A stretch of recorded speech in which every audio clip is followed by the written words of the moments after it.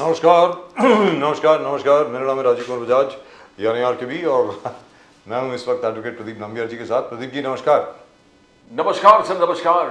और प्रदीप जी और मैं, हम दोनों हैं कहाँ पर? नेशन नाउ पर। नेशन नाउ हमेशा आपके साथ, always with you, irrespective of anything else and always on your side. आप सब लोगों को जय हिंद, जय महाराष्ट्र, जय भवानी, जय शिवाजी, वंदे मातरम। वंदे मातरम। अस्सलाम वालेकुम, सत श्री अकाल, गुड इवनिंग। चाइनीज में नी हाओ, जापानीज में konnichiwa, bonsoir in French. Pradeep ji. Habaria ko jambo to our viewers in East Africa, South Africa, the continent of Africa, wherever they speak Swahili. Wherever they speak Swahili, all over East Africa, which is, by the way, it's really one of the most beautiful places on earth, or rather one of the most beautiful places encompassing so many countries on earth.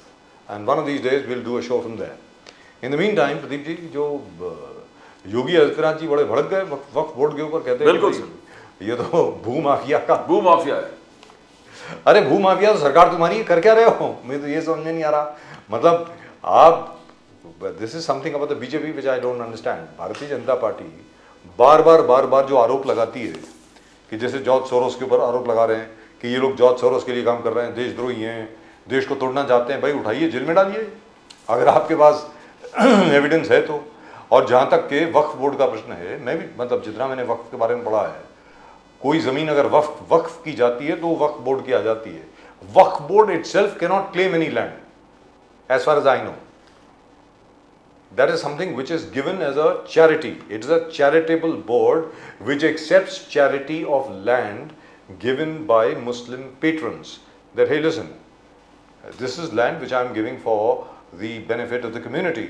The Waqf board itself cannot claim any land.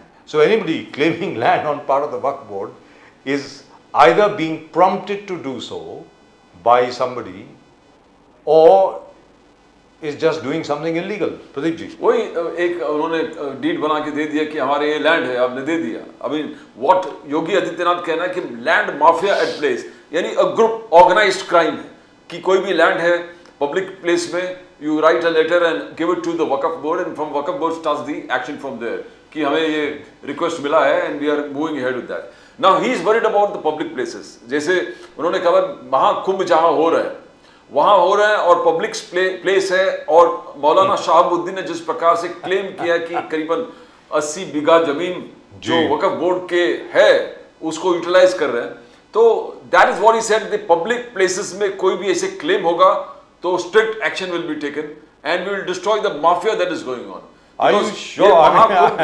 ये महाकुंभ का जो उत्सव है, it was thousands of years ago इस प्रकार से चल रहा है, and whatever came later on, Waqf, it came after the entire, so they cannot lay claim to a land which was already right at the moment with us. Thousands of years ago. We have a wonderful panel indeed. Our old friend Sanjay Thakur is with us. Sanjay Thakur साहब with the BJP. Sanjay Thakur साहब नमस्कार। संजय ठाकुर साहब, अगर आपने phone करना बंद कर दिया हो, नमस्कार। नमस्कार नमस्कार नमस्कार। क्या मंत्री बन रहे हैं सर? क्या हो रहा है? आपको बुलाया जा रहा है अभी? फडणवीस साहब से बात कर रहे थे। ठाकुर साहब नमस्कार। और जयंत जिज्ञासु साहब has been on the show once earlier और बड़ा कलर डाल के गए शो के अंदर, बड़ा मजा आया उनसे बात करके, जबरदस्त पूरा इतिहास बता दिया उन्होंने, मवलंकर साहब से लेकर के मीरा कुमार तक, जबरदस्त बिल्कुल, अभी तक हर एक को याद है। और क्या उस पर रिस्पॉन्स आया, मजा आ गया जिज्ञासु साहब। And for the first time from the Samajwadi party, Pooja Mishra ji joining us from Allahabad. Pooja Mishra ji नमस्कार। नमस्कार Pooja Mishra ji, because this is the first time you are joining us, आप पहली बार हमको ज्वाइन कर रही हैं इलाहाबाद से, तो सबसे पहले मैं आप ही के पास आता हूं। महाकुंभ के शहर में आप हैं इस वक्त, और महाकुंभ के शहर में एक जबरदस्त क्लेम आया, पता नहीं कहां से, कोई मौलाना शहाबुद्दीन साहब हैं, वो उठ करके बोलते हैं कि साहब ये 55 एकड़ जमीन जो है, क्या प्रदीप जी 80 बीघा जमीन जो है, ये तो हमारी है, ये तो वक्फ बोर्ड की है। तो ये क्या है? मतलब ये कहीं नूरा कुश्ती तो नहीं हो रही? कहीं ऐसा तो नहीं कि हमारे संजय ठाकुर साहब ने प्लान किया हो जो आपके सामने बैठे हैं इस वक्त, कहीं इन्होंने प्लान किया हो, मौलाना शहाबुद्दीन को बोल दिया हो कि ऐसी स्टेटमेंट दे दी जाए? I come to you sir. Sanjay Thakur साहब जस्ट जोकिंग जी।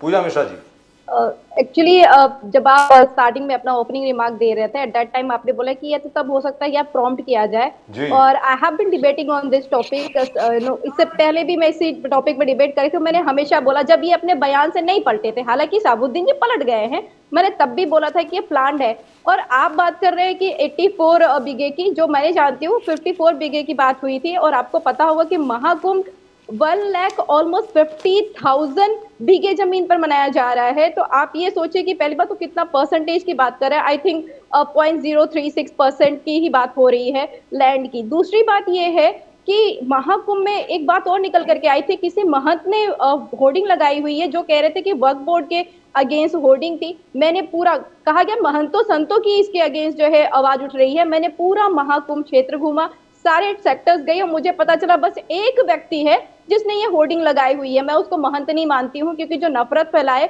वो भी महाकुंभ में आकर के, जो सदियों से सनातन का गौरव रहा है। और इलाहाबाद के लिए बात करूँ तो जो वहाँ के नागरिक हैं, हम लोग जैसे लोग हैं जिनका जो है इतिहास में पलता है, उनके लिए बहुत बड़ी बात होती है। तो मुझे ये समझ में आया कि ये बिल्कुल गवर्नमेंट की तरीके से प्लान हो रहा है। प्लान कैसे हो रहा है आप देखिए कि महाकुंभ का जो दृश्य होता है, जो महाकुंभ का अटेंशन, सेंटर ऑफ अटेंशन होता है, वो होता है अखाड़े, वो होते हैं संत महंत। और माननीय मुख्यमंत्री जी चाहते हैं सेंटर ऑफ अटेंशन कौन रहे?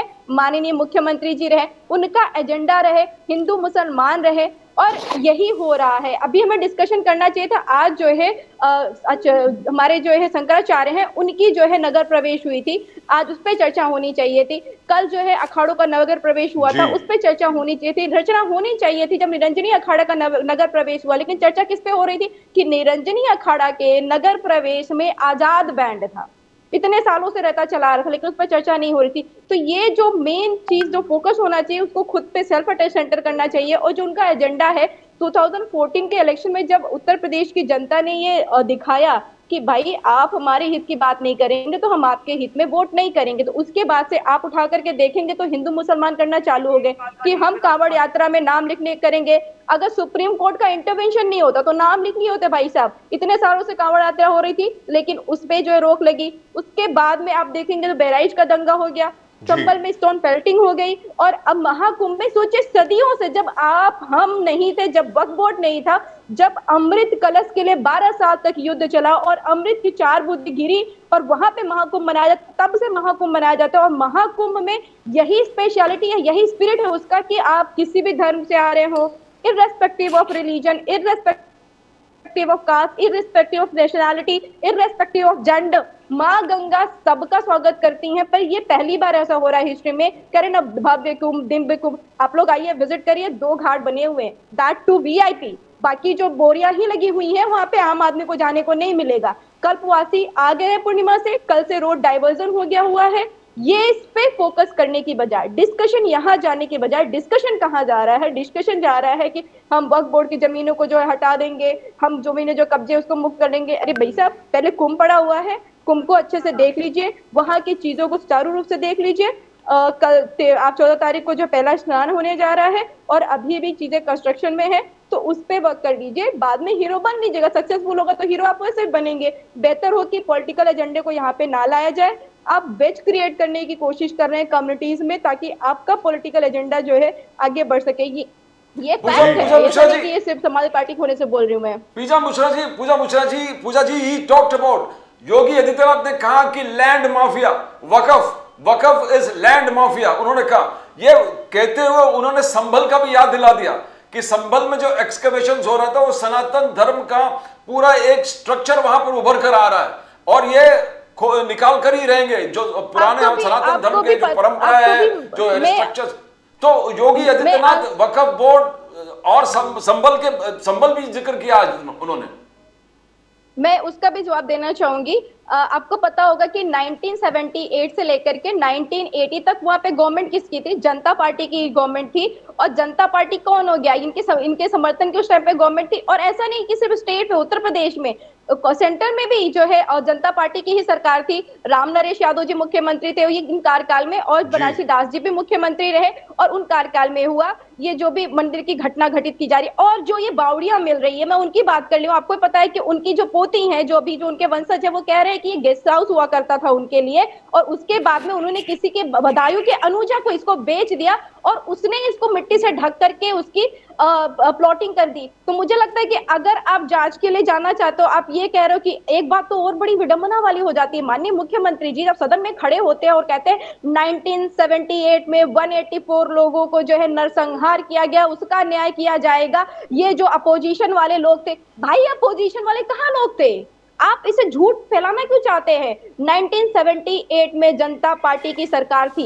ये दिखाता है कि माननीय मुख्यमंत्री उत्तर प्रदेश के हित के लिए तो कार्य करना चाहते नहीं है। 2024 से जब से रिजल्ट आया हुआ है, ये चाहते हैं कि इस पे चर्चा ही ना हो पाए कि झांसी में बच्चे जल गए, गोरखपुर में जो है ऑक्सीजन की कमी से हॉस्पिटल में बच्चे मर गए, और सबको क्लीन चिट मिल गया। क्लीन चिट कैसे मिल गया? लॉ एंड ऑर्डर का फेलियर। आप उत्तर प्रदेश में देख रहे होंगे कि लॉ एंड ऑर्डर का फेलियर कुछ ज्यादा नहीं बढ़ गया हुआ है।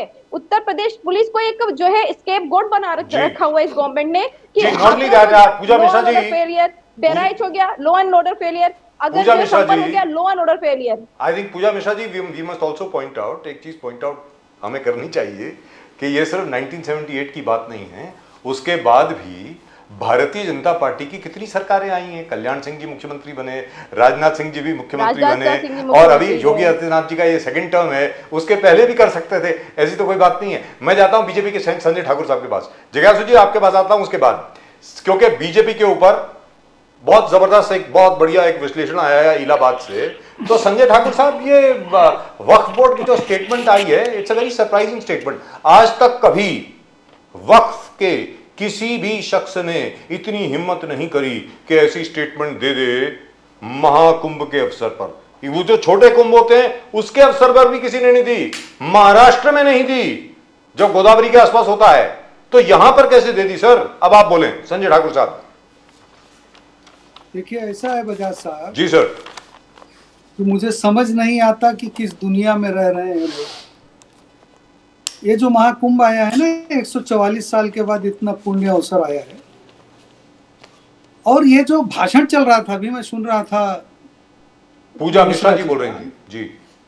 हाँ, मिश्रा जी का अच्छा भाषण कर रही थी, लेकिन जरा मुझे बताएं एक बात कि क्या उन लोगों को कोई हक बनता है लॉ एंड ऑर्डर का बात करने का, लॉ एंड ऑर्डर के बारे में बात करने की, जिसमें स्वयं मुलायम सिंह जी मुख्यमंत्री थे और उनके घर के अंदर ही लॉ एंड ऑर्डर फेल हो गया। एक भाई के बेटे ने दूसरे भाई के बेटे को गोली मार दी और उसको भी माफी दे दी गई।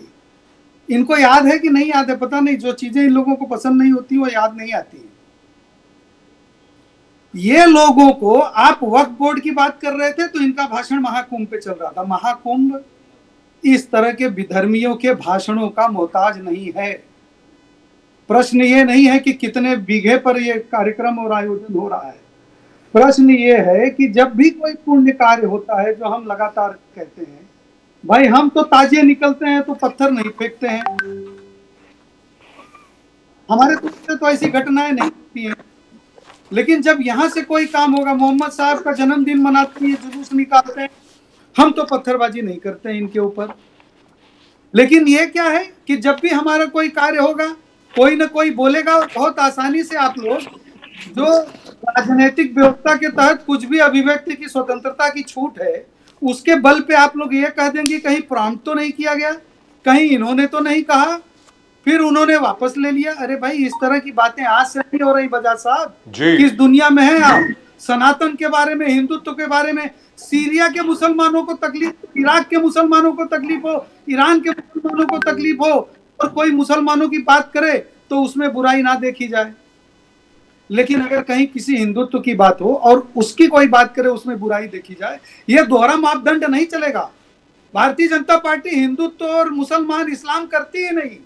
भारतीय जनता पार्टी अगर ऐसा करती होती तो अंतिम पंक्ति में बैठे हुए व्यक्ति की बात नहीं करती, चौतरफा चौमुखी विकास की बात नहीं करती।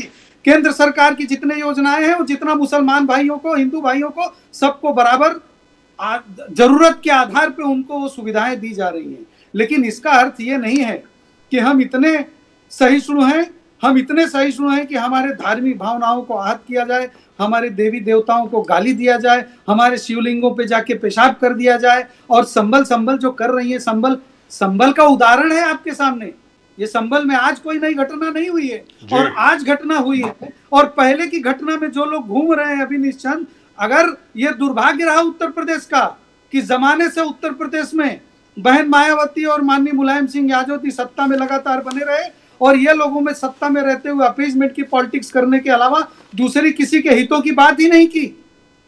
सत्ता में वैसे लोग बैठे थे जिन लोगों को दूसरे सनातन संस्कार की कोई चिंता नहीं थी, इनको तो वो तो खत्म करके नेस्तनाबूद करके नए लोगों को अपीजमेंट करना। आप क्या बात करते हैं? जॉर्ज सोरोस की बात हम नहीं कर रहे हैं। संजय ठाकुर साहब, जॉर्ज सोरोस जॉर्ज सोरोस को आप नकार सकते हैं? संजय ठाकुर साहब, यूपी में जब राहुल गांधी संभल में जा रहा है तो आप तुष्टिकरण के हवा लगे, तुष्टिकरण अपीसमेंट पॉलिटिक्स चल रहा है। अखिलेश यादव संभल में जाता है, हाईलाइट करता है पुलिस फायरिंग और माइनॉरिटीज के इशू लेते थे, आपने कहा तुष्टिकरण की राजनीति। क्या तुष्टिकरण, क्या माइनॉरिटीज के बात रखना, इसको आप हमेशा तुष्टिकरण की राजनीति कहेंगे? जो पुलिस फायरिंग में मारा गया उनके आवाज उठाएगा कौन? अगर उठा लिया तो कहा तुष्टिकरण आ गया? ठाकुर साहब भाई, पुलिस फायरिंग में कौन मारा गया? नाम दिया साहब, अपने घर के अंदर बैठा हुआ व्यक्ति मारा गया क्या? जब ऑर्डर था कोर्ट का वहां सर्वे करने का, और कोर्ट के ऑर्डर से जब वहां पे सर्वे हो रहा था, तो वहां पे लोगों को जाकर गुंडागर्दी करने की क्या जरूरत है? और आप क्या चाहते थे कि पुलिस मूक दर्शक बने रहती, और जैसे इसके पहले 71-78 की जो घटनाएं हुई इसी को पुनरावृत्ति करने देते, फिर से आगजनी होते देते और हिंदुओं का कत्लेआम होने देते? क्या आप ये चाह रहे हैं? और अपीसमेंट की बात आप क्या करते हैं? माननीय मुलायम सिंह जी जब कार सेवकों को सीमेंट की बोरियां बंधवा के गंगा जी में फेंक देते हैं, तब कोई अपीसमेंट की बात नहीं करता। हम सिर्फ ये कहते हैं कि इस देश का मुसलमान भाई सर, सीमेंट जो में अमन कहाँ और चैन बंधवाया के गया था? साथ मैं इस तो देश था में उस दिन रहना वहाँ। चाहता है। सर, सुनिए कहाँ मेरी सर? बात को, मुझे सर, ऐसा ताकि मत बोलो। अभी तक मैंने आप लोगों का बहुत लंबा भाषण सुना है, तो सुनिए। सर, बोलिए, भारतीय बोलिए। जनता पार्टी इस देश के मुसलमान भाइयों को अमन और चैन से इस देश में हर बराबर जी, की जी। हिस्सेदारी देना चाहती है। भारतीय जनता पार्टी मुसलमान भाइयों के बच्चों को शिक्षा देना चाहती है। भारतीय जनता पार्टी मुसलमान भाइयों को बच्चों को एजुकेशन में बढ़ावा देना चाहती है। उनके हाथ में कंप्यूटर देना चाहती है। बेघर मुसलमानों को छत और घर देना चाहती है। जिनके पास राशन नहीं है खाने के लिए उनको राशन देना चाहती है। लेकिन सिर्फ वोट पाने के लिए भारतीय जनता पार्टी इस देश के मुसलमान भाइयों को गुमराह नहीं करना चाहती है, उनको लड़वाना नहीं चाहती है। क्योंकि जब दंगे होते हैं, उनके बच्चे जाते हैं, उनके बच्चे लड़ते हैं, मरते हैं, केस बनता है और पूरा जीवन खराब हो जाता है। वो सरकारी नौकरियां नहीं पा सकते, वो कुछ नहीं पा सकते। और ये लोग वोट बैंक की राजनीति करने के लिए अखिलेश यादव और कांग्रेस के राजकुमार अपने घर में बैठ के नया नया नाटक करेंगे। तो भारतीय जनता पार्टी इन सब लोगों को, इन सारी गतिविधियों को मूक दर्शक बन के नहीं देखने वाली है। सच को तो बताना पड़ेगा आपको, झूठे को आईना दिखा के उसका मुंह दिखाना पड़ेगा, झूठे को उसके घर तक पहुंचाना पड़ेगा।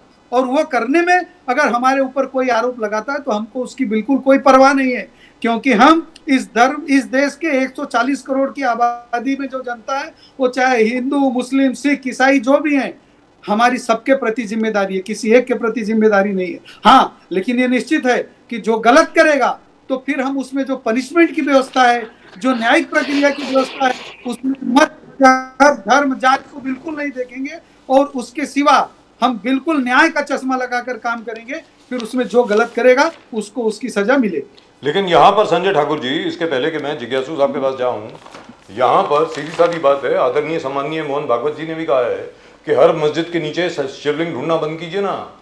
हर मंदिर के नीचे शिवलिंग क्यों ढूंढ रहे हैं? और उसके अलावा अभी सुप्रीम कोर्ट ने भी स्टे दे दिया है कि आप लोग कर क्या रहे हैं।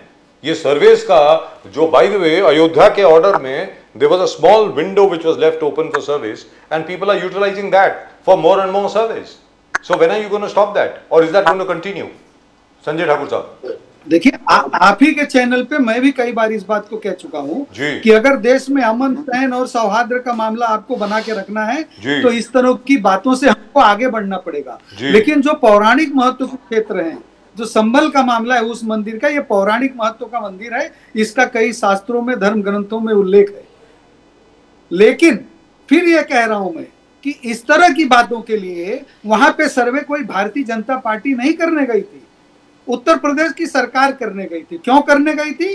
क्योंकि उसमें कोर्ट का आदेश था। अगर कोर्ट आदेश न देता तो ऐसे बहुत सारे स्थल हैं इस देश में, लेकिन वहां कहीं सर्वे नहीं हो रहा है। वहां पे इसलिए हुआ कि जब कोई जाता है कोर्ट में, एक प्रोसीजर है, न्यायिक प्रक्रिया है, अगर उसमें कोर्ट ने आदेश दे दिया तो वहां पे कोई भी सरकार होती उसको सर्वे करना पड़ता। वो मुलायम सिंह जी की सरकार होती तो भी करना पड़ता। ये अलग बात है कि अभी भारतीय जनता पार्टी की सरकार है, वो कोर्ट के आदेश से वहां सर्वे करनी गई थी, लेकिन भारतीय जनता पार्टी बिल्कुल भी इस मत की नहीं है कि हमारे देश का अमन चैन खराब हो, हमारे देश में हमारे मुसलमान भाइयों को उनकी जो भावनाएं हैं आहत करके उनके जो रिलीजियस प्रैक्टिसेस है उसको रोका जाए। ऐसी बिल्कुल ना ऐसा मत है, ना ऐसी सोच है भारतीय जनता पार्टी के। जी, लेट्स गेट मिस्टर जिज्ञासु ऑफ द आरजेडी इन। जिज्ञासु साहब बोलिए सर, आपने सब कुछ सुना और साथ में बिहार के बारे में भी अगर थोड़ा सा बता दें तो बहुत अच्छा रहेगा, क्योंकि हर कोई आपकी शक्ल देख करके मुझको एसएमएस आ रहे हैं कि सर ये भी पूछ लीजिए कि नीतीश कुमार जी की स्थिति अभी क्या है, उसके बारे में भी जरा थोड़ी सी अगर टिप्पणी कर दें तो अच्छा रहेगा। बोलिए जिज्ञासु साहब। जहां तक के महाकुंभ का प्रश्न है उसके ऊपर आज की तारीख में ये क्या पूरा मसला जो है वो डाइवर्ट हो गया है? वो तो रिलीजियस फंक्शन है ना sir, it's a spiritual function. Very frankly every 12 years we have the Mahakumbh. Mahakumbh के दौरान मुझको ऐसा लगता है कि ज्यादातर आध्यात्मिक बात होनी चाहिए और ये बात होनी चाहिए कि वास्तविकता में वहां पर जो अरेंजमेंट्स किए गए हैं वो कैसे हैं। अब आप बोलें सर प्लीज। देखिए, वक्फ का मतलब ही होता है किसी अच्छे उद्देश्य के लिए अपनी संपत्ति को, अपनी जमीन को दान करना। और इस देश के अलग अलग हिस्से में वक्फ बोर्ड जो है उसने बहुत रचनात्मक काम भी किया है और देश को बनाने में भी उसका योगदान है। मैंने मौलाना के भी बयान को सुना है और मुख्यमंत्री के भी बयान को सुना है। मौलाना के बयान को मैं उस रोशनी में भी देखना चाहता हूँ जहाँ मुख्यमंत्री लगातार अपने संवैधानिक दायरे से बाहर और एक बड़ी आबादी को मुंह चिढ़ाने वाले बयान देते रहते हैं, चाहे वो अजमेर शरीफ क्यों ना हो और चाहे महाकुंभ क्यों ना हो। ऐसा कहीं से भी इस देश की रिवायत में नहीं देखने को मिला आज तक कि कोई ये कहे कि अमुक मजहब के लोगों का क्या काम है यहाँ, या अमुक मजहब के लोगों से कुछ खरीदना नहीं चाहिए, अमुक मजहब के लोगों की दुकानें यहाँ पर क्यों हैं। तो ये तो मुस्तरका तहजीब को गिराने वाले बयान हैं और ये संवैधानिक दायित्व निभाने वाले किसी भी व्यक्ति से यह उम्मीद इस देश के लोग नहीं करते हैं। तो आपत्ति तो हमारी सबसे ज्यादा उस पर है। और मौलाना के जो बयान हैं वो यही तो कह रहे हैं कि हम लोगों ने दरिया दिल दिखाया है, वहां पर वक्फ की भी जमीन है। अब है क्या है वो भाई, वो बाद का विषय है, लेकिन पहले जो बयान ये लोग दे रहे हैं वो ठीक नहीं है, इस देश की तासीर के खिलाफ है। तो मैं तो पहले उसकी मजम्मत करना चाहता हूँ। आपने बिहार की बात की तो मौलाना मजहरुल हक साहब हुए वहाँ, एक बड़े स्वाधीनता सेनानी जी। और जन्म तो उनका पटना में हुआ, लेकिन बस गए वो सिवान में जाकर, फरीदपुर एक जगह है, और उनके घर का नाम आशियाना है, आज भी सलामत है। उस घर में स्वाधीनता आंदोलन के दौरान मदन मोहन मालवीय जी, मोतीलाल नेहरू जी, सरोजनी नायडू जी, मौलाना आज़ाद साहब जैसे बहुत सारे फ्रीडम फाइटर्स जाते थे, ठहरते थे। उन्होंने 16 बीघा जमीन स्वातंत्र आंदोलन के एक बड़े केंद्र जहां की फ्रीडम फाइटर्स रुकते थे, उनकी गतिविधियां होती थीं, उस वक्त के कांग्रेस के कार्यालय के लिए डोनेट कर दी। अब ये तो मुकद्दस, जिसको आप कह सकते हैं मकसद, उसके लिए किया गया था। उन्होंने 400 प्राइमरी स्कूल खोले और विद्यापीठ की स्थापना की उसी सदाकत आश्रम के आसपास की जमीन पर। तो हम कह रहे हैं कि देश इस तरह की कोशिशों से बनता है। हमारा काम होना चाहिए कि भाई अगर कहीं कोई दूरी पल रही है तो उसको हम पाटें, लेकिन ये लोग कर क्या रहे हैं? इस तरह की जहनियत से आप क्या संदेश देना सर? उनके नाम से तो यूनिवर्सिटी भी है जिनका आपने अभी नाम लिया, मौलाना मजहरुल हक जी, अरबी फारसी विश्वविद्यालय राबड़ी जी के समय में 1998 में कायम हुआ था जी। और हम बस मेरे कहने का सिर्फ इतना मतलब है कि वक्फ की जमीन को और वक्फ कानून में संशोधन के जरिए आप इसको अडानी अंबानी को न सौंप दें, और सरकार तो बदलती रहेगी, कोई भी सरकार उसमें इस कदर का दखल ना दे कि भाई व्यावसायिक हित के लिए उसका उपयोग हो, जबकि उसका उपयोग शैक्षणिक सांस्कृतिक उन्नयन के लिए किया जाता रहा है। लेकिन जिज्ञासु साहब, एक छोटी सी बात यहाँ पे, जो आपने जी, बोलिए ना। अलीगढ़ वो अपने ख्वाजा गरीब नवाज के मज़ार की आपने बात करी, वहां तो अभी अभी प्रधानमंत्री नरेंद्र मोदी जी ने भी चादर भेजी है, और वो तो शुरू से ही मानते हैं। मुझे खुद को मालूम है, ये तो मैं अपनी व्यक्तिगत जानकारी से बता रहा हूं आपको।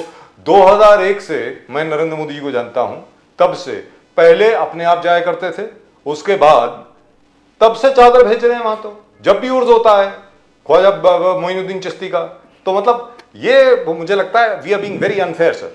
जिज्ञासु साहब आप बताएं। मैं भी यही चाहता हूं कि इस देश के प्रधानमंत्री के दिलो दिमाग से कलुषतम मिटे, नफरत और घृणा के बीज जो गहरे जम चुके हैं वो सड़ के बाहर आए, और मुल्क के बाहर के मुसलमान बिरादरी के साथ जिस तरह का रवैया, जिस तरह से गले मिलना, जिस तरह से हुलसित प्रफुल्लित होके एक जेस्चर शो करना, तो भाई भारत के मुसलमानों से आपको क्या दिक्कत है? और मैं आपको मजे की बात बताता हूं, यहाँ एक फॉरेन मिनिस्टर रहे व्यक्ति से जब मुलाकात हुई नरेंद्र मोदी जी की, तब वो मुख्यमंत्री हुआ करते थे, और उन्होंने कहा सर देखिए हमने इतना काम किया है गुजरात में मुसलमान के लिए, ये हाँ। तो उन्होंने कहा कि भाई जब इतना काम किए हो तो इस बात को बताते क्यों नहीं? बोला ये मेरी पॉलिटिक्स को सूट नहीं करता है, मेरी पॉलिटिक्स को सूट करता है कि हम जहर उगलें मुसलमानों के खिलाफ, और इनसे भी ज्यादा जो है जहर उगलने का काम उत्तर प्रदेश के वजीर आला कर रहे हैं, जहां से पूजा जी जुड़ी हुई हैं इलाहाबाद से।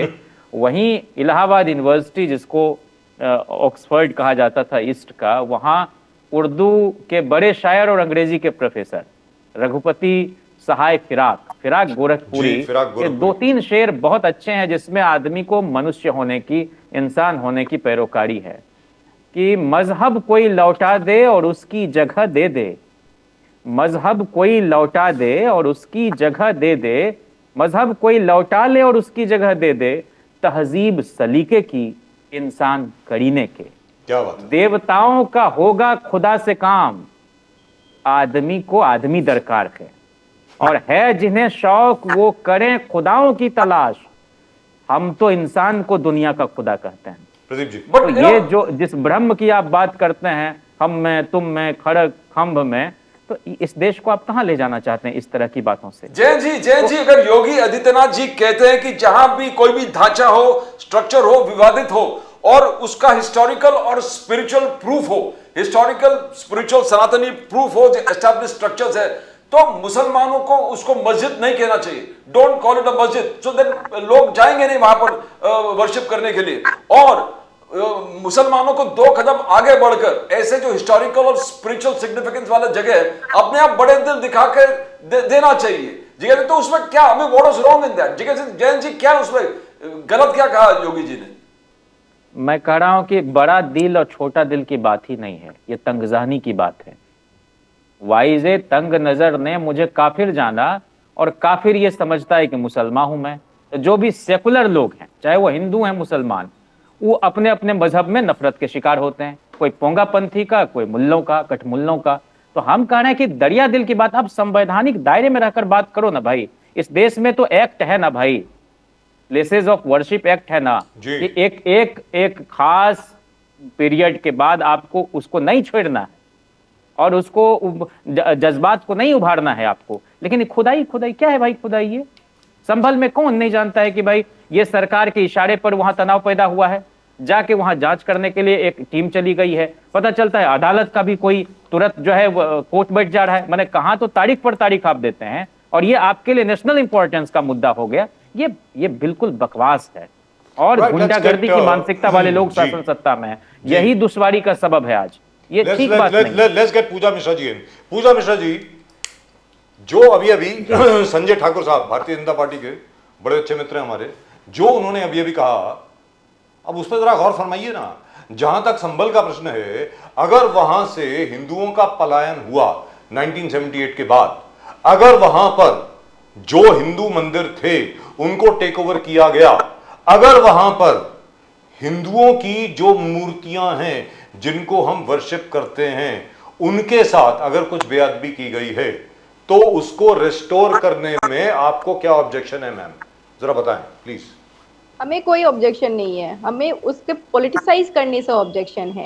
कि आप जब वो कह रहे हैं कि वहां पे वो जमीन बेच दी गई हुई थी अनुजा के वहां पे, और उसने प्लॉटिंग की और आपको मिला खुदाई से, ऐसा तो है नहीं कोई वहां पे प्रोटेस्ट कर रहा है कि नहीं भाई खुदाई में क्यों मिल रहा है। लेकिन आपको भी पता है कि अगर आप खुदाई करने के लिए निकल जाएंगे ना, तो जो जितना पुराना हमारा इतिहास है, पहले सब घरों में मंदिर हुआ करते थे, अब तो छोटे मंदिर बनने लग गए हैं, पहले मंदिरों में घरों में अच्छे मंदिर बना करते। अगर आप खुदाई करने के लिए चले जाएंगे तो आपको हर जगह पे मंदिर मिलेगा। मैं फिर से कहूंगी कि अभी जैसे कि मुझसे पहले जो प्रवक्ता कह रहे थे कि ये कोई नेशनल का जो है इशू हो गया था कि नहीं, तुरंत जो है कोर्ट बैठ गई हुई थी। अभी मुझसे पहले जब भाजपा के प्रवक्ता बोले तो उन्होंने बोला कि संभल में जब इन्वेस्टिगेशन के लिए गए, आप बिल्कुल सही बात कह रहे हैं, वहां पे पुलिस गई, प्रशासन गई इन्वेस्टिगेशन करने के लिए, वहां पे एएसआई की टीम गई, बिल्कुल अच्छी बात है, लेकिन आपने वहां पे लॉ एंड ऑर्डर मेंटेन नहीं किया, आपका फेलियर है। आपने कहा कि पुलिस वहां पे जो है, हम तो चाहते हैं पुलिस कार्य करे, हम भी चाहते हैं पुलिस कार्य करे, ताकि आपने कहा ना कि मासूम बच्चे वहां पे जाकर के उनकी मृत्यु हो जाती है, दंगों में जाते हैं,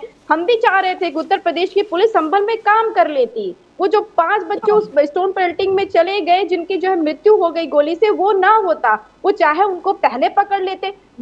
परेशानी है ना कि उत्तर प्रदेश की जो सरकार है या जो पुलिस है, उनको ये जानकारी नहीं हो रही है। मुझे लगता है कि पुलिस का काम होता है दंगे रोकना, एक्शन लेना जुडिशरी का काम है, वो आपका काम नहीं है। और यहाँ पे उल्टा चलता है, यहाँ पे पहले कोई दंगा घटना घटित हो जाएगी, चाहे हाथरस की मामला हो, चाहे झांसी का मामला हो, चाहे बहराइच का मामला हो, चाहे संभल का मामला हो, घटना घटित हो जाने के बाद में सरकार को लगता है कि मेरा काम है एक्शन लेना। नहीं, आपका काम है कि घटना ना घटित हो, ये लॉ एंड ऑर्डर, उसके बाद में जुडिशरी का कार्य। But is that something so strange Pooja Mishra ji? वो क्या अजीब है उत्तर प्रदेश के लिए? क्योंकि मैं आपको छोटी सी बात बताता हूं, मैं देखिए साहब, ऐसा है कि मैं पत्रकार हूं बहुत पुराना, पहले मैं दिल्ली में ही था, अब बॉम्बे में आ गया हूं। 1981 से मैं पत्रकार हूं मैम, फ्रॉम 1981। आपको एक छोटी सी बात बताता हूं, भले आप अपने मेरठ की घटना को ले लीजिए, यानी हाशिमपुरा मलियाना की बात कर लीजिए, या आप भागलपुर की बात कर लीजिए, आप किसी भी जगह की बात कर लीजिए, हर जगह पर जो भी पुलिस है उनका शुरू से काम यही रहा है, शुरू से काम यही रहा है। I don't feel surprised about this at all. मतलब what is so surprising about this? आप खुद बताइए ना। यूपी पुलिस का अगर आप रिकॉर्ड देखें, जो पहले आपकी पीएससी हुआ करती थी, उसका अगर आप रिकॉर्ड देखिए, उनका काम शुरू से आज तक यही रहा है। बोलिए पूजा मिश्रा जी। जी, मैं आपके सवाल का जवाब भी देना चाहूंगी कि आपने कहा पुलिस का काम यही रहा है कि जो है मुख्यमंत्री जी इस तरीके से, आपको कभी ऐसा फील हो कि नहीं प्लॉटिंग चल रही है कि जो है जो कल्प्रिट है वो भागेगा, भागता हुआ मूवी का सीन चल रहा है ना, भागेगा, जाएगा, अपने जहाँ पे हथियार रखा हुआ है वहां तक पहुंचेगा, वो हथियारों को दिखाएगा, फिर हथियार से चलाएगा, फिर उसके पैर में गोली चलाई जाएगी, उसके बाद में फिर कैमरामैन आएगा और वीडियो बनेगा। ऐसा भी हुआ करता था क्या पहले के समय में? ये जब ऐसी चीजें दिखती, आपने 81 की बात की, वो मेरे फादर 85 के ग्रेजुएट हैं, तो आप कल्पना कर लीजिए कि मुझे हिस्ट्री का अगर बहुत फैक्चुअल चीजें हो सकता है कि कुछ गड़बड़ हो, तो मैं उस पर बात नहीं करती हूँ, इसीलिए क्योंकि मुझे बहुत फैक्चुअल चीजें हो सकता है जानकारी ना हो। मुझे जो वर्तमान में दिख रहा है, मैं वर्तमान की बात कर लेती हूँ। मैं कुछ जवाब देना चाह रही थी भाजपा के प्रवक्ता को, उन्होंने बोला कि वो हिंदू, जी बिल्कुल, उन्होंने बोला कि हम हिंदू मुसलमान नहीं करते हैं। अगर आप हिंदू मुसलमान नहीं करते तो आपने हेमंत विश्व शर्मा को क्यों नहीं रोका ये कहने से कि मुल्ला मुसलमानों से आप सामान मत खरीदे? आपने जो है अभिषेक शुभेंदु अधिकारी को आपने क्यों नहीं रोका ये कहने से कि सबका साथ सबका विकास नहीं? और आपने जब लोकसभा का चुनाव था, एक टिकट आपने उठा करके क्यों नहीं दे दिया एक मुसलमान को कि उनका रिप्रेजेंटेशन भी रहे? आपने मंत्रिमंडल बनाया तो आपने उसमें एक कैबिनेट मंत्री क्यों नहीं बैठा दिया कि उनका रिप्रेजेंटेशन रहे? भाई उनकी बात कौन करेगा अगर आप सबकी बात करते? और इन्होंने एक बात कही, अभी कह रहे थे मेरा भाषण आप उठा करके देखिए, मैं फैक्ट ही बोलती हूँ। और इन्होंने एक बात कही कि जो है हम आखिरी पंक्ति में आखिरी जो है व्यक्ति तक की बात करते हैं। अगर आप आखिरी पंक्ति की बात करते हैं तो 1% लोगों के पास में देश की जो है 40% संपत्ति कैसे है, जबकि वही वो देश की संपत्ति में सिर्फ और सिर्फ 22.6% ही जो है देते हैं। उसके बाद में 10% लोगों के पास में 77% जो है टोटल वेल्थ कैसे है देश की? अगर आप आखिरी पंक्ति की बात करते हैं, आप आखिरी पंक्ति की बात कर रहे होते तो ये जो आप इकोनॉमिकल गैप क्रिएट हुआ है ना, वो इकोनॉमिकल गैप क्रिएट नहीं होता। आप जो है नीति आयोग की बहुआयामी मापदंड ला करके उनको जो है गरीबी रेखा से बाहर नहीं करते। आप उनको गरीबी रेखा से बाहर पर कैपिटा इनकम बढ़ा करके नहीं किए हैं, आप उनको गरीबी रेखा से बाहर किया बहुआयामी मापदंड ला करके। अभी तो मैं ग्राउंड, आपका सवाल मैं ग्राउंड जानती हूँ, ये जो राशन देते हैं ना, जिसके पास टच फोन होगा ना उसका राशन कार्ड नहीं बन रहा है, बंद है सालों से। और जो है ये कह रहे कि नहीं हम बांटे जा रहे हैं, हालांकि फूड सिक्योरिटी तो कांग्रेस के समय में आई हुई थी। पूजा जी, I'll just come back to Yogi बांटे जा रहे Adityanath. हैं। पूजा जी, I'll come back to Yogi Adityanath. Yogi Adityanath says historical, आपके पास प्रूफ है कि आक्रमण हुआ है काशी, अयोध्या, संभल, भोजपुर, अलग अलग जगह पर हिस्टोरिकल प्रूफ्स है, there historical proofs. Why can't respect of Sanatan Dharma? Sanatan धर्म को आप रेस्पेक्ट क्यों नहीं करते? सनातन धर्म को आप हॉनर क्यों नहीं करते? हिस्टोरिकल प्रूफ आपके सामने, उसको क्यों नहीं मानते हैं? Why don't want to respect? आप रेस्पेक्ट क्यों नहीं करते सनातन धर्म को? ये कैसे कह रहे हो कोई कि हम रेस्पेक्ट नहीं करते हैं? क्या समाजवादी पार्टी के सरकार में कुंभ नहीं हुए या माघ मेला नहीं लगे? आपको पता होगा कि जो है इलाहाबाद में हर साल माघ मेला लगता है, हर 6 साल में जो है अर्थ कुंभ लगता है, और उसके बाद में 12 साल में महाकुंभ लगता है। और 2007 से तो मुझे याद है, और तब ना तो मुझे किसी पॉलिटिक्स से लेना देना था और ना ही जो है किसी राजनीतिक दल से लेना देना था। मैंने 2013 का भी महाकुंभ देखा था, तब ग्रेजुएशन फर्स्ट ईयर की स्टूडेंट थी, राजनीति से कोई लेना देना नहीं था। और मैं अभी भी देख रही हूँ, और तब भी मैं इलाहाबाद में थी, आज भी मैं इलाहाबाद में हूँ, तो मुझे पता है कि समाजवादी पार्टी हो या कांग्रेस हो, ये किसी पार्टी के ऊपर आक्षेप लगाना, ये एक होता है ना तरीका होता है कि दो तरीके होते हैं अपने आप को बेटर साबित करने के लिए। एक तरीका होता है कि जो एक लाइन खड़ी है उसके सामने एक लंबी लाइन खींच दीजिए, और दूसरा तरीका होता है कि जो पुरानी लाइन खड़ी हुई है उसी को आप मिटाने का प्रयास करते रहिए और उसको छोटी करने का प्रयास करिए। तो ये सरकार जो है हर चीज के लिए सिर्फ और सिर्फ विपक्ष को होता नहीं, छोटा भाई आप सम्मान करते हो, इसमें ये आपको बोलना पड़ता नहीं विपक्ष सम्मान नहीं करता है, ये साबित करने के लिए आप इस्तेमाल कर रहे हैं। आप सब सम्मान करते हैं, और क्या आपको लगता है कि इससे पहले महाकुंभ नहीं हुआ, कि साधु संतों का सम्मान नहीं हुआ? आपको पता हो कि 2019 का जब अर्थ कुंभ था यहाँ इलाहाबाद में, तो माननीय राष्ट्रीय अध्यक्ष अखिलेश यादव जी आए थे। उस वक्त नरेंद्र गिरी जी जो है जूना अखाड़ा के अध्यक्ष हुआ करते थे, अखाड़ा परिषद के अध्यक्ष हुआ करते थे, उनकी हत्या हो गई। उसकी भी जो जांच अभी तक सरकार पूरी नहीं कर पाई हुई है। तो हमें तो परेशानी ही नहीं है, आप ये एलिगेशन लगाना छोड़ करके आप इस चीज पे ध्यान दीजिए कि उत्तर प्रदेश की बेहतरी कैसी होगी। संजय ठाकुर जी, because you've raised a very very very valid point, पूजा मिश्रा जी। संजय ठाकुर साहब, हेमंत बिस्वा शर्मा साहब चीफ मिनिस्टर हैं, he holds a constitutional post. Now why should he talk like that? And number 2, हमारे ही नितेश राणे साहब, हमारे बड़े अच्छे मित्र नारायण राणे जी, उनके सुपुत्र हैं नितेश राणे साहब, उनको केरला को मिनी पाकिस्तान बुलाने की क्या जरूरत पड़ेगी? सर दिस इज ये ठीक है? आपको लगता है कि ये ठीक है सर? संजय ठाकुर साहब, ये क्या है? बोलिए। ऐसा है बजाज साहब। हाँ जी बोलिए ना सर। 2 चीजें, पूजा मिश्रा जी की बातों का जवाब मैं बाद में देता हूँ जी। सबसे पहले मैं इसके पहले जो आरजेडी के प्रवक्ता साहब हैं जी, दूसरे प्रवक्ता साहब जो बैठे हैं, मैं जयंत जिज्ञासु साहब जी। जिज्ञासु साहब, बहुत अच्छी बातें करना बहुत अच्छी बात होती है, लेकिन जब हम रवायत की बात करते हैं तो रवायत की बात की आड़ में हम अपने आने वाली पीढ़ियों के मुस्तकबिल को खराब नहीं कर सकते। और जब आप एक प्रदेश के वजीर आजम की बात कर लेते हैं तो आप इस देश के वजीर दाखिला की बात क्यों नहीं करते, उनका समर्थन क्यों नहीं करते? जो देश हित के मुद्दे हैं, जब उन विषयों पे बात होती है तो आप उसका समर्थन नहीं करते, तब आप उसकी मजम्मत करने लगते हैं। लेकिन आप लोगों को बहुत अच्छे शब्दों का इस्तेमाल करके, उर्दू के चंद अच्छे शब्दों का इस्तेमाल करके, आप जो काम करने वाले लोग हैं उन लोगों को, आप लोगों को क्रिटिसाइज करने बहुत अच्छे से आता है। आप बताइए मुझे कि अगर आपको कॉन्स्टिट्यूशन की इतनी चिंता है, अगर आपको संविधान की इतनी चिंता है, तो आप बताइए ना कि जो वजीर दाखिला है इस देश के, उन्होंने एनआरसी के मुद्दे पे जब ये कहा कि देश के नागरिक कौन है, देश के बाहर से आए हुए घुसपैठिए कौन है, उसकी जानकारी होने के लिए ये करना जरूरी है, तो उसका विरोध क्यों करने लगते हैं आप लोग? कोई जवाब है आपके पास इसका? नहीं होगा, क्योंकि असल में जो पॉलिटिक्स आप लोगों को सूट करती है उस पॉलिटिक्स की बात आप करते हो। आप भ्रष्टाचार की बात करोगे, लेकिन आप ये बात नहीं करोगे कि किसी पार्टी के मुखिया अभी तक चारा घोटाले के आरोप में, चारा घोटाले में संलिप्त होने के लिए जेल काट रहे हैं, पूरे परिवार पे आय से अधिक संपत्ति का मामला चल ही रहा है, लेकिन नहीं, आपका ध्यान उसकी तरफ नहीं जाता। आप दूसरों को क्रिटिसाइज करते हैं और आप एक तरफ कहते हैं कि संवैधानिक पद पे बैठा हुआ व्यक्ति है और दूसरी तरफ अच्छे शब्दों के इस्तेमाल से आपकी गरिमा तुरंत गिरती है नीचे और आप बकवास तक आ जाते हैं। तो मुझे माफ करिए, अच्छी बातें करने से काम नहीं होगा। देश का भला करना है तो अच्छे काम करने होंगे और जब भी आप अच्छे काम करेंगे तब आप पे आरोप लगेंगे ही लगेंगे, क्योंकि इतने सालों से जो लोग कुंडली मार के एक तरफ से पूरा अपना कंट्रोल करके बैठे हुए थे, जब उनके हाथ से रेत सटक रही है, उनके हाथ की मुट्ठी से रेत सरक रही है धीरे धीरे, तो उनका कष्ट बहुत जायज है। और हम ये समझ सकते हैं कि बिना सत्ता के ये लोग जल बिन मछली की तरह तड़प रहे हैं और इसलिए ये सारी बातें कर रहे हैं। रही बात पूजा मिश्रा जी की, तो देखिए मैं यही कह रहा हूं कि जब भी हम बात करें, हम न मरासिम की बात करते हैं, न फला बहबूद की बात करते हैं। एक धर्म मत मजहब के बारे में अगर कोई बोलता है तो वो जायज है, लेकिन वहीं दूसरे मत मजहब और सनातन के बारे में बोलने लगे तो कम्युनल हो जाता है। ये कैसे मान लिया जाएगा? और अगर कोई उनकी बात करता है तो क्योंकि वो संवैधानिक पद पे है इसलिए वो बात ना करे।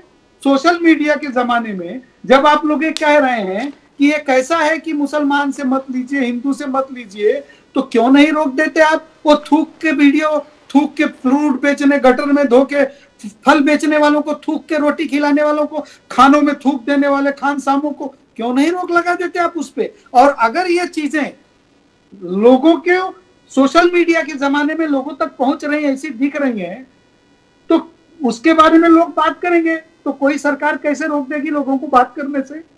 और जब chief minister is on a constitutional post, तो आपको ये पता होना चाहिए कि संविधान में सबको अधिकार है, अभिव्यक्ति की स्वतंत्रता है, तो हम किसको किसको रोक देंगे कि आप ये बात मत करें? अरे ठाकुर साहब, आप तो ऐसा मत बोलिए, आप तो इतने सीनियर आदमी है sir. Hemant Biswa Sharma sir is the chief minister. Nitesh Rane is a minister.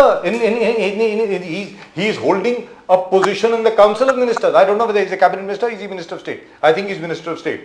But all the same, sir. No, he's a cabinet minister. Oh, he's a cabinet minister. Yeah, Wow, lovely. Cabinet minister. Till the other day he used to call me uncle.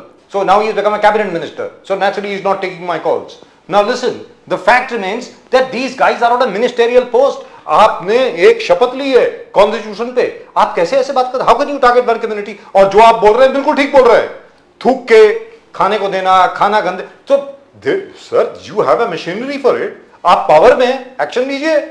अब ये क्या कैसे हो गया कि मुसलमानों से मत खरीदो? सर पूरी बात सुन लीजिए, मुसलमानों से मत खरीदो, केरला मिनी पाकिस्तान है। सर ये क्या हो गया?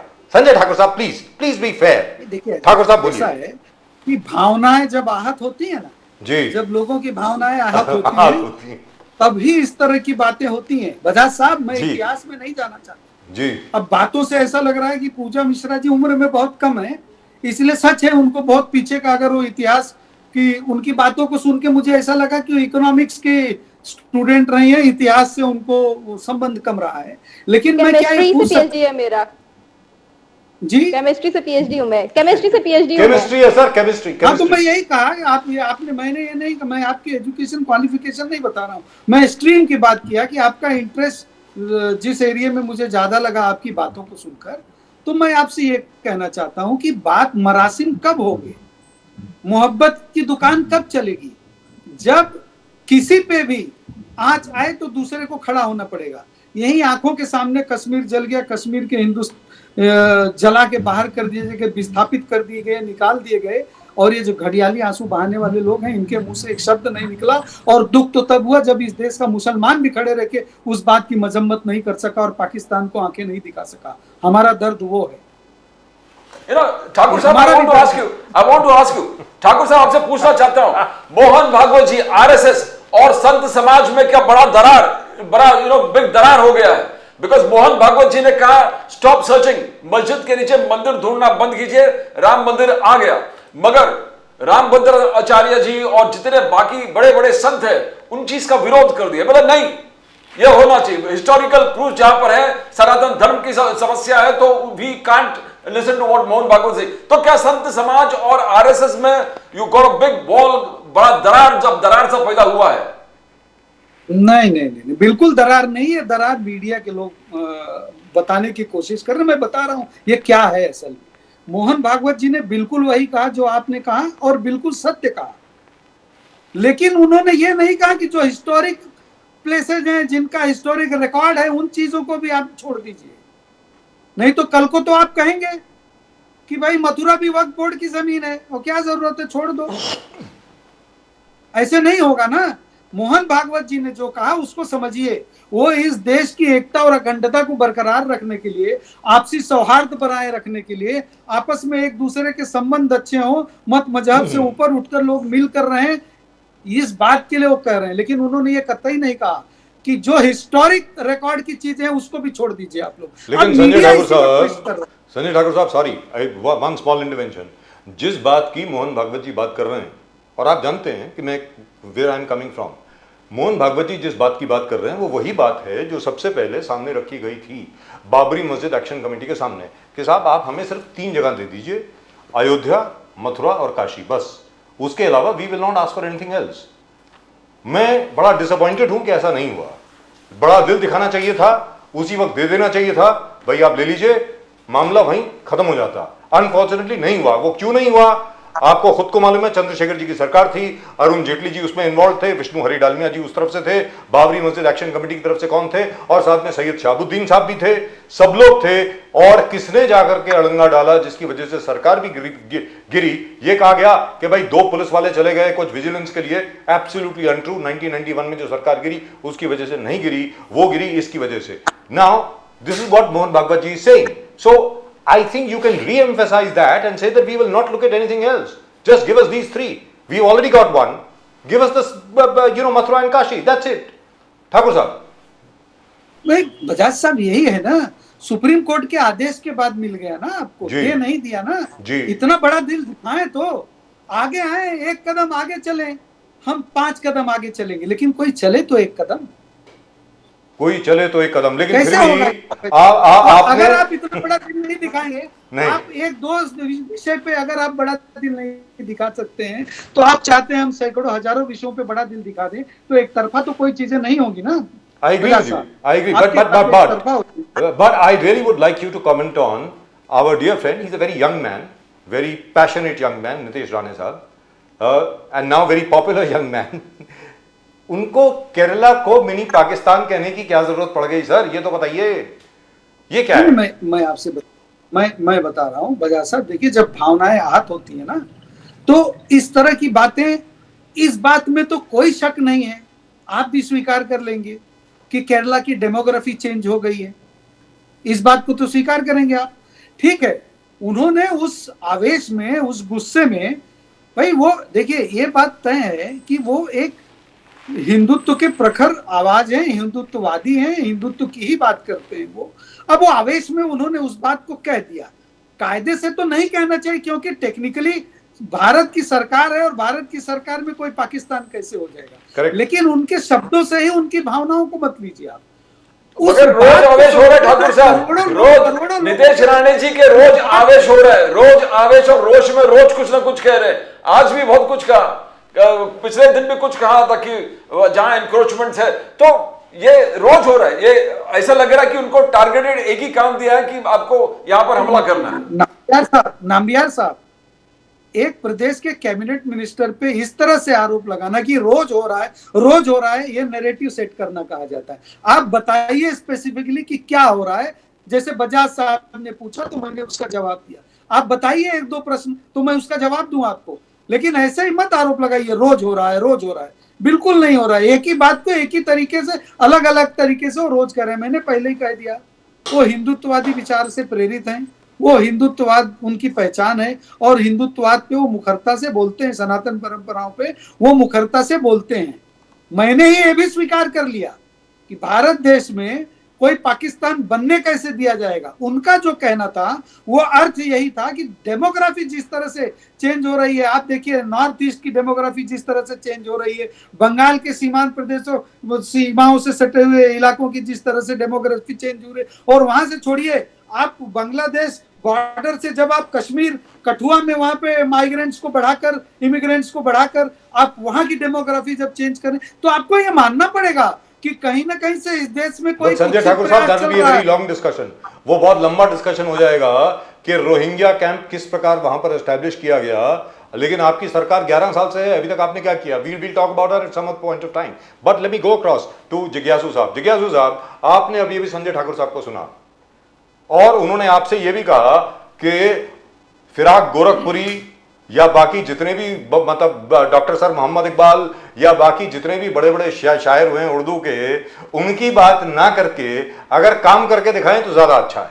जिज्ञासु साहब देखिए, एक बार अटल बिहारी वाजपेयी जी प्रधानमंत्री जब थे और जी। इनके गृह मंत्री जो हैं भारत के लालकृष्ण आडवाणी जी थे, जी चंद्रशेखर जी खड़े हुए थे जी और उन्होंने कहा कि प्रधानमंत्री जी, कभी कभी मूर्खों की सलाह लेने से हम लोग परेशानी में पड़ जाते हैं। और लालू जी जब 99 में बोल रहे थे अविश्वास प्रस्ताव पर, तो मुझे याद है उनकी एक तारीखी तकरीर का हिस्सा था कि वाजपेयी जी, आपके गृह मंत्री खराब किए हुए हैं और ये घर में आग लगाने वाले आदमी हैं, और जो आग आडवाणी जी ने लगाई थी उससे यह देश अभी तक झुलस रहा है। तो हम सिर्फ ये कह रहे हैं कि इन्होंने बहुत सारी बातें कह दी हैं अभी कि आय से अधिक संपत्ति। इनको मालूम होना चाहिए कि सीबीआई उच्चतम न्यायालय में यह साबित करने में विफल रही कि आय से अधिक संपत्ति कभी लालू परिवार की ओर से अर्जित भी की गई। तो वो केस हम लोग जीते हैं डिस्प्रोपोर्शनेट एसेट का। दूसरा कि इस देश में एक हायरार्की है जुडिशरी में, बहुत सारे मामले चल रहे हैं, हमको पूरा यकीन है हमको इंसाफ मिलेगा। तीसरी बात कि अजय सिंह विष्ट जी इस देश के किसी भी सूबे के ऐसे अनोखे, अलबेले और इकलौते मुख्यमंत्री हैं जिन्होंने शपथ लेने के साथ ही अपने ऊपर चल रहे तमाम मुकदमों को वापस ले लिया। लालू प्रसाद जी इस तरह के फाउल गेम नहीं करते। 10 साल तक हमने यूपीए को भी समर्थन दिया। यूनाइटेड फ्रंट की सरकार में भी लालू प्रसाद जी जनता दल के राष्ट्रीय अध्यक्ष हुआ करते थे, कभी जांच को प्रभावित करने का काम नहीं किया। और जो घोटाला जगन्नाथ मिश्रा जी के समय से चला आ रहा था, उसमें जांच के आदेश दिए बतौर मुख्यमंत्री। तो हम लोग चूंकि ये मानते हैं कि संविधान है इसलिए हमारे साथ इंसाफ हो पाता है, इसलिए संविधान के अंदर जितने तरह के प्रावधान हैं उन सब के प्रति हम सम्मान कायम रखते हैं। हम लोग फॉर ग्रांटेड नहीं लेते, हम लोग कॉन्स्टिट्यूशनल मोरालिटी को फॉलो करते हैं। इस तरह से जज्बात में आके कि अच्छा उनकी भावनाएं हाथ हो गई इसलिए कुछ भी बोलेंगे, इस तरह से देश नहीं चलता। आपने अभी के तमाम मंत्रियों की ओर से कहा कि वो अच्छा काम कर रहे हैं इसलिए वगैरह वगैरह। अरे भाई, गृह मंत्री जो अभी के हैं तड़ी पार किस तरह से हुए थे? इस देश की महिलाओं का यकीन है क्या प्रधानमंत्री जी सेल्फी विद डॉटर चलाते रहे? मैं मुझे बोलने दीजिए, आप बीच में नहीं बिल्कुल नहीं, मैं आपको ये इजाजत नहीं दूंगा, बिल्कुल नहीं। आप सुनिए धैर्य से, आप ये भाषण बड़ा लंबा आप सुनिए ठाकुर साहब, दिस इज अनफेयर। आप हमको नैतिकता जो है, ठाकुर साहब, दिस इज अनफेयर। शॉपिंग कराने वाले, सुनिए, लड़कियों का पीछा कराने वाले, अरे सुन लो ना भाई मेरे, नरेंद्र मोदी पर क्या आरोप है? अमित शाह पर क्या आरोप है? ब्रिजभूषण शरण सिंह पर क्या आरोप है? ऐसे लोगों को हम, अरे सुनो ना भाई मेरे, आप सुन तो लो, अगर आपको संजय ठाकुर साहब बीच में डिस्टर्ब करेंगे जो कि हुड़दंगी, अरे भाई क्या है हुड़दंगी? अरे संजय ठाकुर साहब, आप डिस्टर्ब क्यों हो रहे हैं? फौज है नहीं, क्या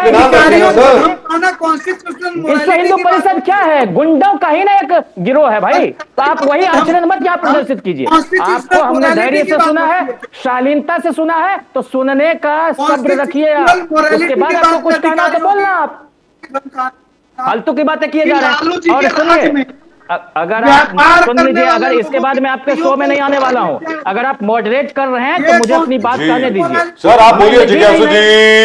नहीं, जिज्ञासु जी नहीं आऊंगा, आप उनको बंद कराइए। आपसे मैं संजय ठाकुर जी, अपनी बात कहने दीजिए। Sanjay Thakur ji, this is very unfair. Sanjay Thakur ji, ये बहुत अनफेयर है। संजय ठाकुर जी, he did not disturb you। आपने लालू जी के खिलाफ, आपने आरजेडी के खिलाफ, आपने हर ऑपोजिशन पार्टी के खिलाफ ना जाने क्या बोला। आप सर सुनने की हिम्मत रखे ना। सर मैं सुनता रहा। संजय ठाकुर जी क्या कर रहे हैं आप? What are you doing? Sanjay Thakur ji, this is unfair. हम नहीं है यहाँ खून जल। संजय ठाकुर जी, मुर्गा लड़वाते रहो। एक minute gentleman, 1 minute, 1 minute gentleman, 1 minute gentleman, 1 minute. I do not reduce the, I do not reduce। बदतमीज आदमी कहीं के। ठाकुर साहब, जरा उसका सुनिए ना। संजय ठाकुर जी, ठाकुर साहब को बोलने दीजिए। Sanjay Thakur ji, this is unfair. उसके बाद आप बोलिए। आप हैं उचक्का जलील लड़कियों का इंसान पीछा आप करवाने हैं। वाले का ठाकुर साहब उनको बोलने दीजिए, उसके बाद संजय ठाकुर बोलिए। जी, दिस इज अनफेयर। बड़े तमीज ढंग से बात कर रहे हो। Sanjay Thakur ji, this is unfair. उनको बोलने This is दीजिए, उसके बाद absolutely बोलिए। unfair. आप बोलिए उसके बाद। नहीं, क्या बोलने दूं? बकवास सर, करने दूं? डॉक्टर सर जिज्ञासु साहब ने आपको जरा भी डिस्टर्ब नहीं किया। संस्कार में होगा। आपकी सामाजिक, सियासी, सांस्कृतिक परवरिश इस तरह की हुई है, हम लोग नहीं जानते हैं। संजय ठाकुर जी, क्या कर रहे हैं आप? लोकतंत्र और संविधान के खिलाफ रहा है, आपकी परवरिश इस समझ देश में में आई मुझे राष्ट्रवाद अभी। के खिलाफ रहा है, आजादी का आंदोलन में एक रत्ती का योगदान नहीं भाई। कितने वर्षों के बाद तिरंगा फहराया गया है इनके। संजय ठाकुर जी, बोलेंगे ये? जब आप बोल रहे थे उन्होंने कुछ नहीं बोला। देश का दुर्भाग्य संजय ठाकुर जी, सरकार में है। जिज्ञासु साहब, एक मिनट। संजय ठाकुर जी, आप मुझसे बात करें ना। अरे संजय ठाकुर जी, मुझसे बात कीजिए। संजय ठाकुर जी, संजय ठाकुर जी, what is this?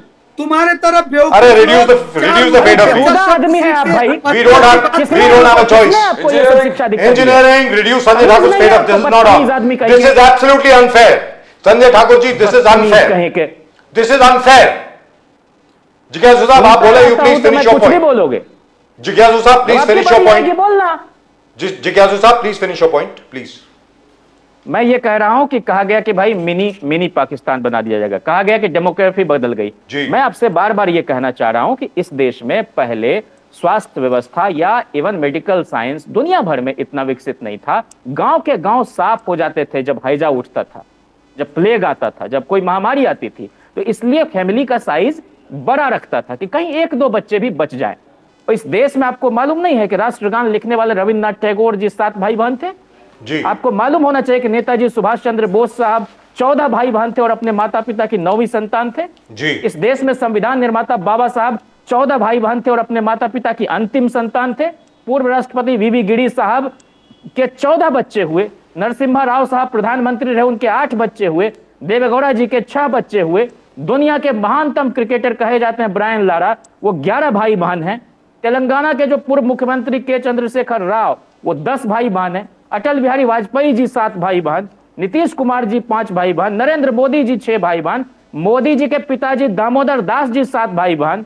Modi ji के एक चचा नरसिंह दास जी के 8 बच्चे और एक चचा कांतिलाल जी के 5 बच्चे। लाल बहादुर शास्त्री जी के 6 बच्चे। स्वयं मैं 6 भाई बहन रहा हूं, जिसमें एक मेरे भाई गुजर गए जन्म के साथ ही। मैं कह रहा हूं इस तरह का जो जहर उगलने का काम होता है जनसंख्या नियंत्रण के मामले में, मैं कह रहा हूं जब तक सजगता नहीं आएगी, कोई जन जागृति का काम हम नहीं करेंगे। जबरदस्ती है क्या?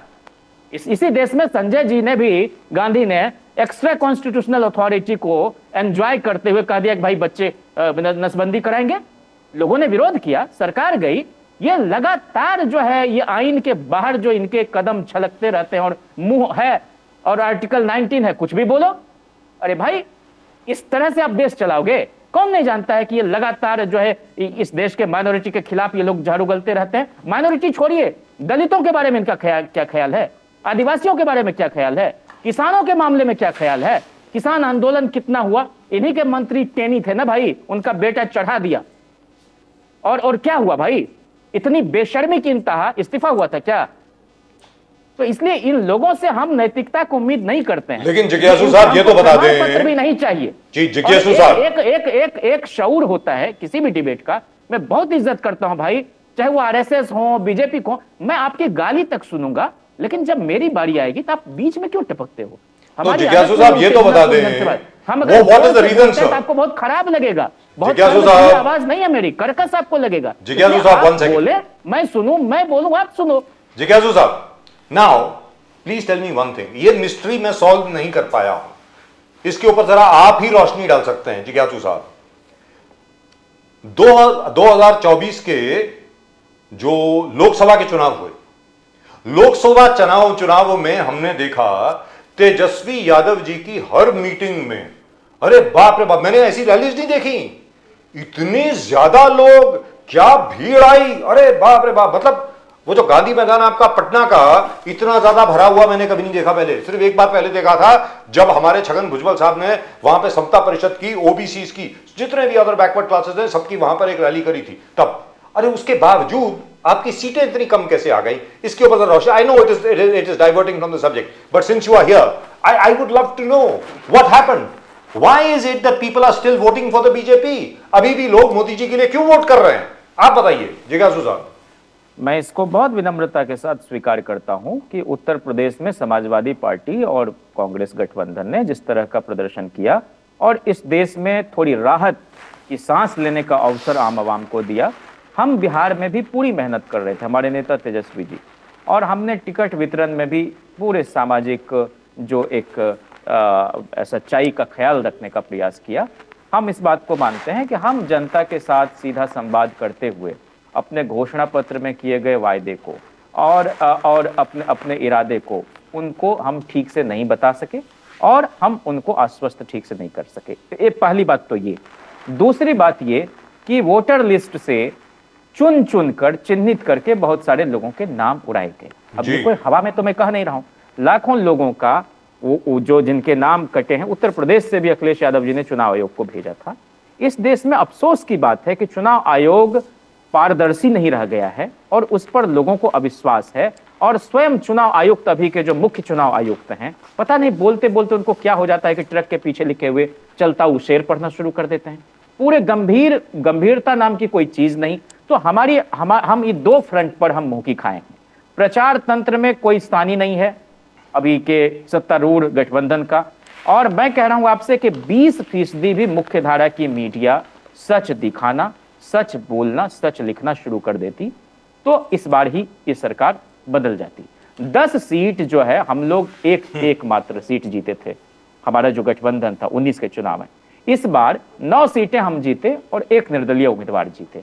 तो हम जो है 7 सीटों पर बहुत कम अंतर से आ रहे हैं. जैसे तस्लीमुद्दीन साहब गृह राज्य मंत्री थे देवेगौड़ा जी के समय में, उनके बेटे अररिया से मामूली अंतर से हारे हैं. लालू प्रसाद जी की दूसरी बेटी रोहिणी आचार्य जी छपरा से मामूली अंतर से हारी हैं. सब आपको रितु जायसवाल जो है शिवहर से मामूली अंतर से हारी हैं. आलोक मेहता जी हमारे जेएनयू कोर्ट के फॉर्मर मेंबर यूपीए 1 के समय में एमपी थे 4 से 9, वो भी 60,000 वोट से हारे हैं. गिरिराज सिंह 4-4 लाख वोट से जीतते थे. अगलगवा आदमी, उनके लिए एक अलग से अगलगवा मंत्रालय क्रिएट करके उनको बना दिया जाना चाहिए. वो पाकिस्तान के विशेषज्ञ बने फिरते हैं. वो 80,000 से मात्र जीत पाए हैं. मुंगेर में हम जीतते रह गए हैं. तो ये जो हम लोग 7 सीटों पर कम अंतर से आ रहे हैं, ये आपको 17 सीट दिखाई पड़ती बिहार में. तो ये बात ठीक है कि हार होती है, लेकिन लोकसभा चुनाव में जहां 6 विधानसभा क्षेत्र होते हैं एक पार्लियामेंट्री कंस्टिट्यूएंसी में, अगर आपको 5-5 हजार वोट कम आ रहा है, आपको पता भी नहीं चलेगा कि आप ये लड़ाई हार रहे हैं. पूजा जी, तो ये होता है. हम उस पर काम कर रहे हैं और 25 के चुनाव में निश्चित तौर पर बिहार में परिवर्तन होगा. क्या बात. पूजा मिश्रा जी, आप बात करी थी कि यू टॉक्ड अबाउट गरीबी हटाओ जो स्लोगन था, और मोदी जी 80 करोड़ लोगों को फ्री राशन दे रहे हैं, घर आवास योजना दे रहे हैं. तो ये गरीबी हटाओ का नारा बीजेपी का कहना मोदी जी इंदिरा गांधी जी के थे. आज मोदी जी इस युग में वो पूरा करे. 80 करोड़ लोगों को खाना देना, आवास योजना, हर घर नल से जल, हर घर शौचालय, उज्ज्वला. तो क्या गरीबी हटाओ was a farce, एक जुमला था जो मोदी साहब कह रहे सबसे बड़ा जुमला गरीबी हटाओ था. Do you believe that?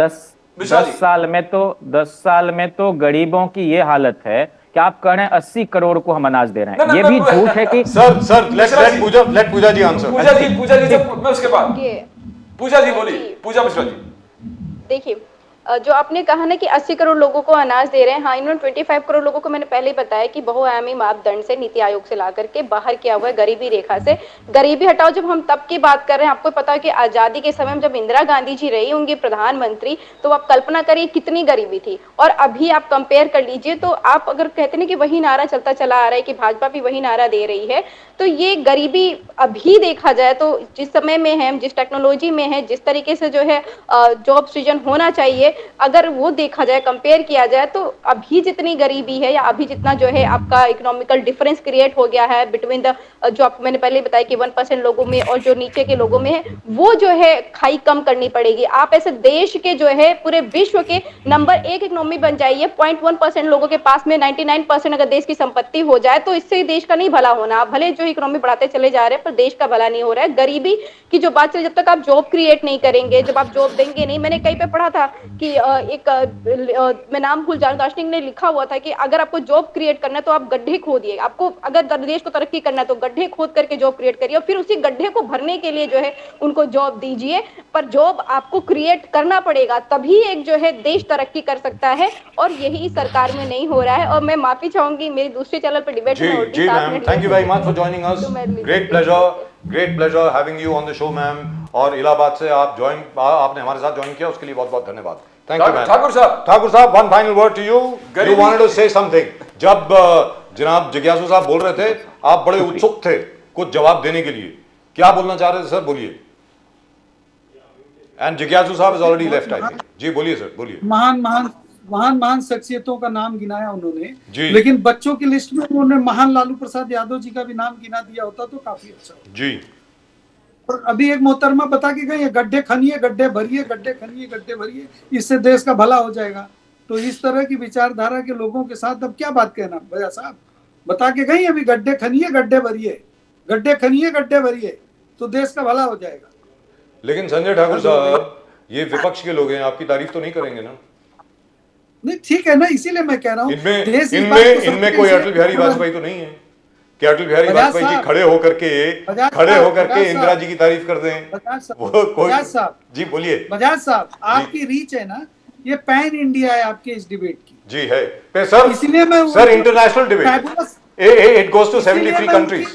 जी इसीलिए मैं उनकी फैबुलस आइडिया को बार बार रिपीट कर रहा हूं, ताकि देश भी समझे कि इस देश का विपक्ष क्या चाहता है। गड्ढे खोद के गड्ढे भरना चाहता है, फिर खोदना चाहता है, फिर भरना चाहता है। इसलिए देश आश्वस्त रहे कि देश एक सुरक्षित हाथों में है और देश के विकास के लिए दिन रात काम हो रहा है और दिन प्रतिदिन देश उन्नति ही करेगा। आपको खुश होना चाहिए। प्रदीप जी एक second, I need to ask him something personal. Sir एक बड़ा व्यक्तिगत सवाल आपसे पूछना चाह रहा हूं ठाकुर साहब। सर ये जो बाएं हाथ में आपने जो पत्थर पहना है वो फिरोजा है क्या? जी सरकार। जी मालूम था, दिख रहा है। तो लिहाजा आपको तो एंटी मुस्लिम कोई कह ही नहीं सकता, आपने तो फिरोजा पहना हुआ है। क्या बात कर रहे हैं? एंटी मुस्लिम हिंदी नहीं। तो फाइनल वर्ड ठाकुर साहब, गरीबी हटाओ एक जुमला था, मोदी जी का गरीबी हटाओ एक जुमला था कांग्रेस का सबसे बड़ा, दैट इज ट्रू। भाई अभी मोहतरमा बता के गई है ना कि 25 करोड़ लोगों को गरीबी रेखा से बाहर ला चुके हैं हम। अब देखिए ये जो शब्द होते हैं ना प्रदीप जी, खेले जाते हैं बहुआयामी। अरे भाई बहुआयामी अगर आप नहीं करोगे तो किसी एक में से 140-150 करोड़ की आबादी वाले देश को आप कितनी सरकारी नौकरियां दे दोगे?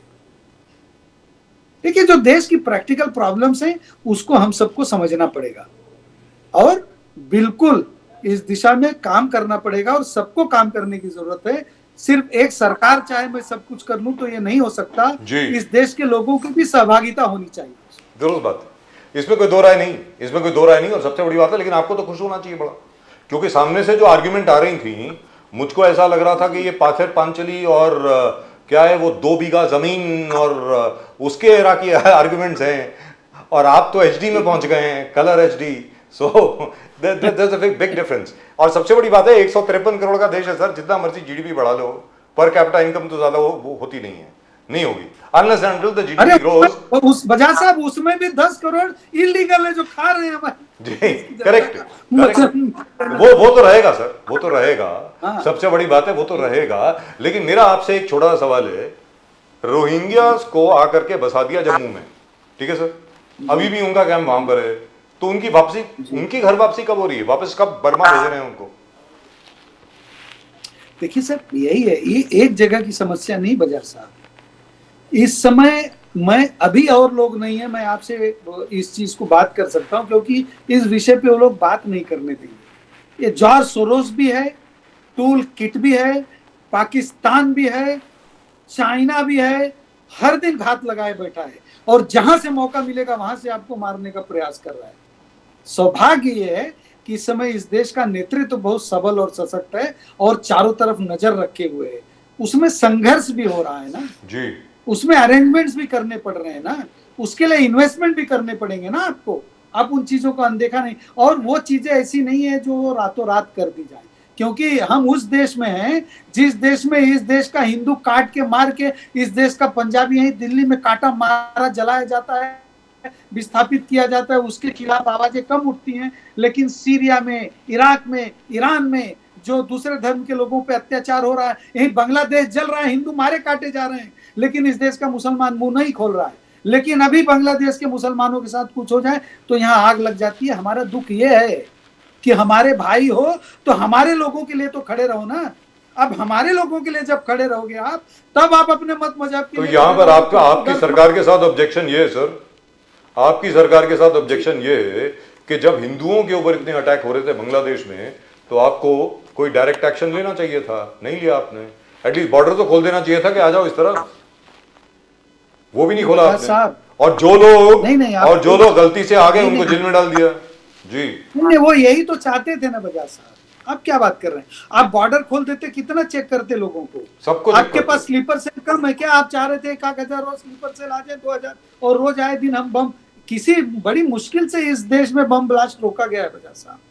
जी, बहुत अथक प्रयास करके एजेंसियों ने और सिक्योरिटी एजेंसियों ने दिन रात अपने आप को खपा के, अब हम ऐसे किसी हालात में कि हमारे भाई हैं, हमको दर्द है, हम उनके लिए सब कुछ कर रहे हैं, लेकिन हमारे देश के अंदर जो हमारा परिवार है उसको हम धोखे में नहीं डाल सकते ना। उसलिए दुरुस्त बात है, on that there is no doubt at all. But thank you very much sir for joining, और बहुत बहुत धन्यवाद Thank you, आपका हमारे साथ जुड़ने के लिए, और इतना खूबसूरत फिरोजा जो आपने पहना है उसके लिए और भी आपको मुबारकबाद। Thank you so much sir. जय हिंद, जय महाराष्ट्र, नमस्कार। जय जय सिया हिंद, राम जय महाराज। सर, जय सिया राम, हर हर जय महादेव। सिया राम। वैसे भी एकादशी जय आज, सिया राम, हर हर। आज वैसे भी एकादशी है। जय सिया राम। हर हर महादेव। जय जय श्री राम, जय जय Shri Ram. Well, that was lovely, and I thought that was a nice discussion, except for the end.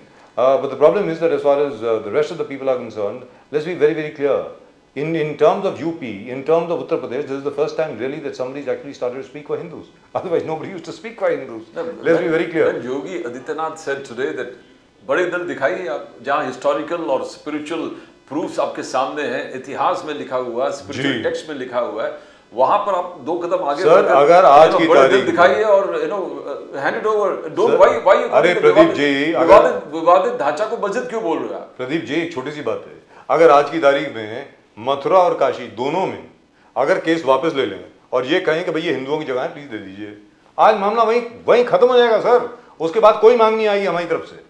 लेकिन उस वक्त भी मुझे अभी तक याद है विष्णु हरी डालमिया जी ने साफ तौर पर कहा था, अगर ये 3 जगह आप दिल से नहीं देते तो फिर तो हम बाकी 3 लाख मांगेंगे। आगे आपके ऊपर है, because then you are leaving the door open, because that's exactly what you are doing. Voluntarily जहां पर जिस चीज का पुरावा है, यानी प्रूफ है, यानी जिस चीज का सबूत है, जैसे काशी का सबूत है, काशी विश्वनाथ मंदिर तोड़ा गया, एक बार नहीं 4 बार तोड़ा गया, इसमें कोई दो राय नहीं, वापस दे दीजिए।